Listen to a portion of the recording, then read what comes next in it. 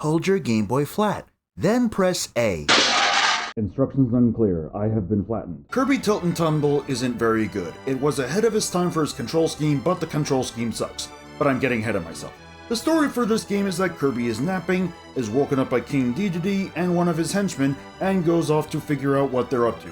This franchise has some of the most messed up lore in anything ever, and this was the best they could come up with. The game consists of 8 levels with 4 parts in each, usually having a boss battle at the end of the 4th part. You tilt the Game Boy, or in this case the Pro Controller, to move Kirby around, only pressing the buttons in context-sensitive situations, and the game always has a sign that tells you that. It's surprisingly basic for a game that has a gyro sensor built into the cartridge, but that also made it hard to work with anything but a Game Boy Color and an original Game Boy Advance. When it came to the GBASP, the cartridge would be upside down and thus would invert up... God damn it!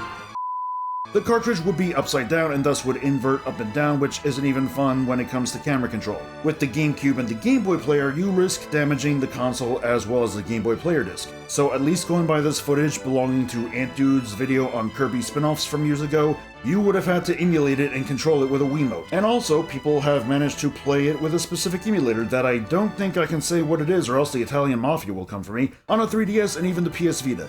That freaking rules! The game does not, though. I swear, these controls are super sensitive, which I'd argue is because you're not supposed to use a controller, as the game was made for you to still look at the GBC screen while playing it. You could argue that I should be more gentle, but I've had moments where even when trying as gentle as possible...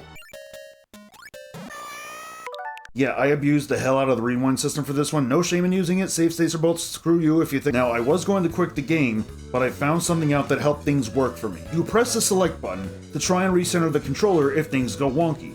The game doesn't outright tell you this though, because this was the era of games coming with instruction manuals. Lord, do I miss the manuals.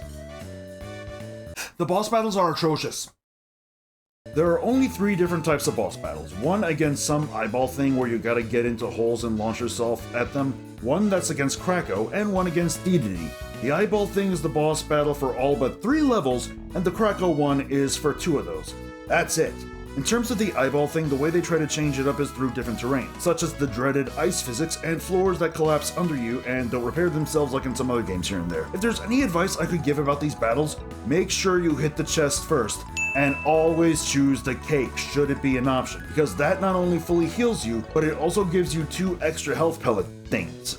By the way, remember when I brought up how the game always has a sign telling you what to do in context-sensitive situations? Yeah, I lied. Not like Republicans lie, but I lied nonetheless. Okay, technically I didn't, as it does do that, but not for one stage for my experience.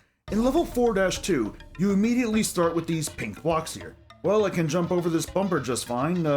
Wait, what now? Okay, so this took me longer than I care to admit to figure out, but only because, for once, the internet wasn't exactly all that helpful. I also discovered when trying to check that the game got great reviews, and that Ant Dude not only ranked this game as the 24th best Kirby game in his video on ranking every Kirby game, but he ranked it above Kirby Star Allies, which I'd argue isn't even that bad a game. Hello, is this Ant Dude? Blink twice if you're in danger.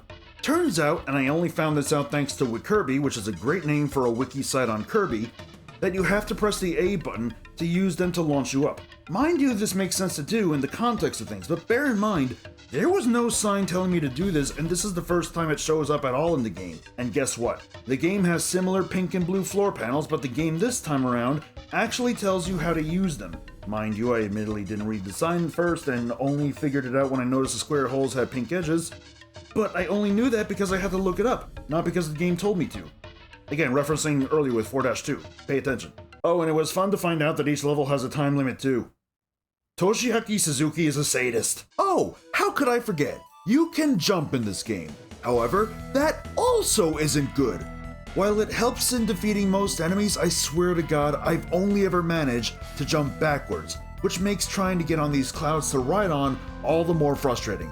I feel like I did manage to jump forward at least once, but it happened so few times that the amount of times it worked is less than the amount of times Charlie Kirk's face has looked big to people. Then there are these buttons. These are the worst things I've ever dealt with.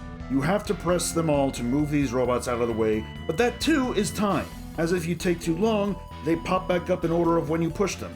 I cannot tell you how many times I ended up threading the needle trying to hit these stupid things. I just barely missed them almost every time. I don't feel any relief when doing it successfully either. Instead, I felt like dying.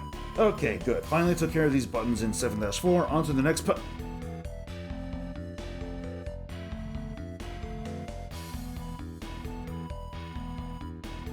Nope, I'm good.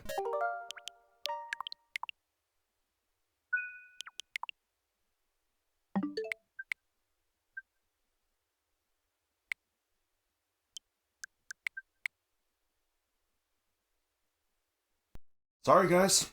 I don't think the game is good. Actually, you know what? I think I take it back. I'm not sorry.